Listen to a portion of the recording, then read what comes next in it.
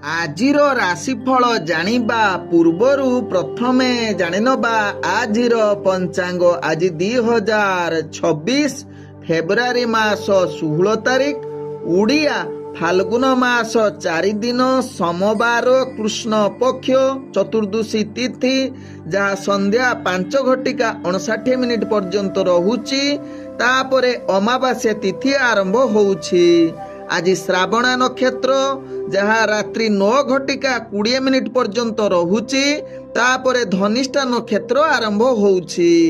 ଆଜି ମକର ରାଶିରେ ଚନ୍ଦ୍ର ଅବସ୍ଥାପନ କରି ରହୁଛନ୍ତି।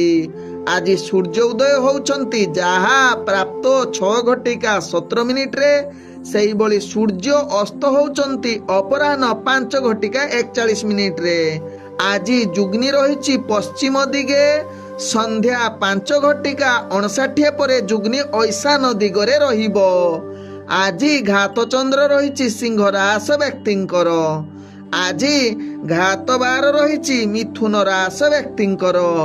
ଆଜି ମୃତ ବ୍ୟକ୍ତିର କୌଣସି ପୁଷ୍କର ଦୋଷ ଲାଗୁନାହିଁ।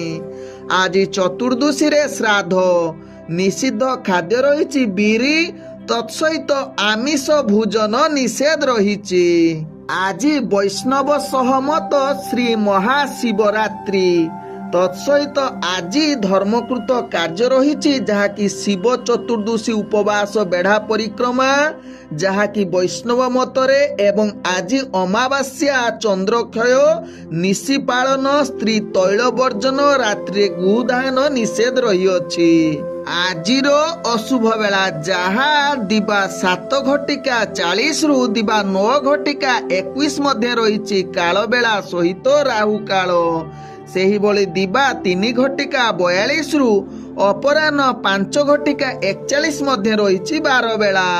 ସେହିଭଳି ରାତ୍ରି 9:53 ରାତ୍ରି 10:27 ମଧ୍ୟ ରହିଛି କାଳରାତ୍ରି। ତେଣୁ କାଳରାତ୍ରି, ବାର ବେଳା, କାଳ ବେଳା ଏବଂ ରାହୁ କାଳ ସମୟରେ କୌଣସି ଶୁଭ କାର୍ଯ୍ୟ କରନ୍ତୁ ନାହିଁ। ଆଜିର ଶୁଭ ବେଳା, ଯାହା ପ୍ରାପ୍ତରୁ ଦିବା 7:39 ମଧ୍ୟ ରହିଛି ଶୁଭ ବେଳା। ସେହିଭଳି ଦିବା 11:05 ଦିବା 1:29 ମଧ୍ୟ ରହିଛି ଶୁଭ ବେଳା। ସେହିଭଳି ରାତ୍ରି 6:30 ରାତ୍ରି 8:53 ମଧ୍ୟ ରହିଛି ଶୁଭ ବେଳା। ସେହିଭଳି ରାତ୍ରି 11:17 ରାତ୍ରି 1:41 ମଧ୍ୟ ରହିଛି ଶୁଭ ବେଳା।